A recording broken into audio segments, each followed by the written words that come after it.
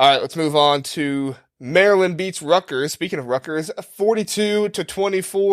Taulia Tagovailoa.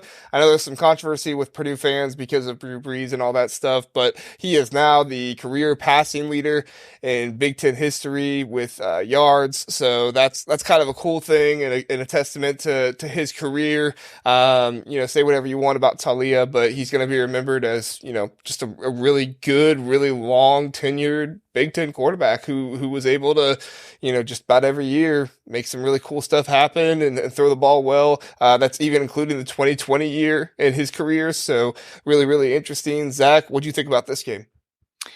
Man, good for Maryland to finish the season off right. I was really worried that they would kind of go into the tank, especially after that 4-game losing streak. And so I was proud of Taulia for really pulling them out and attacking this Rutgers defense.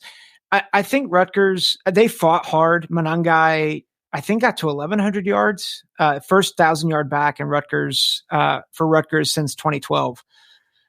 I just think Rutgers was backloaded, and they had Ohio State, Iowa, Penn State, and then Maryland. And like Maryland's has not been great this year, but they're certainly more talented than some of the other teams they played. I know 6-6 finishing with a 4-game losing streak is not how anybody wants to finish, but I was proud of how Rutgers they fought, and they came back 28. They were down 28-3, and they could have folded, and they didn't. So I think hats off to Maryland for finishing off the right way.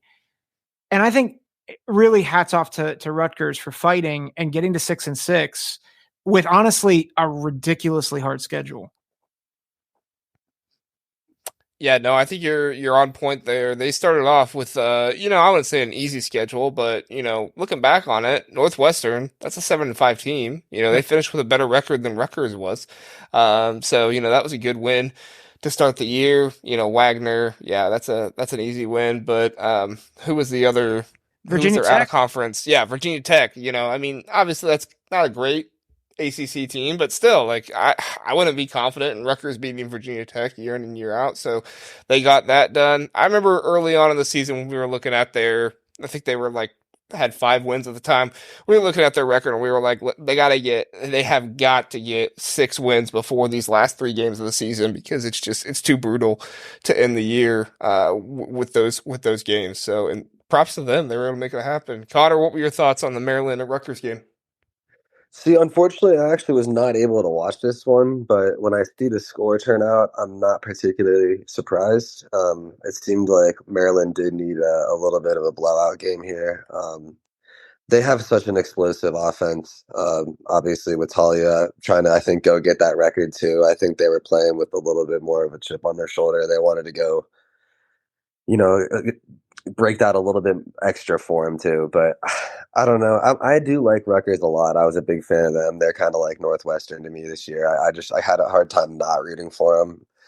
They got screwed with their schedule, like you guys were saying. I don't want to be a broken record, but yeah, they looked like they kind of plateaued as well. Like they showed glimpses of being really, really solid. Like they played Ohio State for a first half there, really tough. But from that moment on, it kind of just fell off for them. So at least they made a bowl. Yeah, Mm-hmm. no, they made a bowl, and that's awesome for Greg Schiano. If you ask me, he's in the top 4 at the very least of the Coach of the Year conversation. I think it's pretty clearly David Braun, and Kirk Ferentz probably would have won it if it wasn't for the interim situation of David Braun and that stuff. But what he was able to do this year, so yeah, no, I agree with what you're saying, Connor. I was looking because I thought I remember, but yeah. Maryland, they scored on their first 4 possessions, 7 plays, 75 yards, 2 plays, 55 yards, 5 plays, 75 yards, 1 play, 44 yards.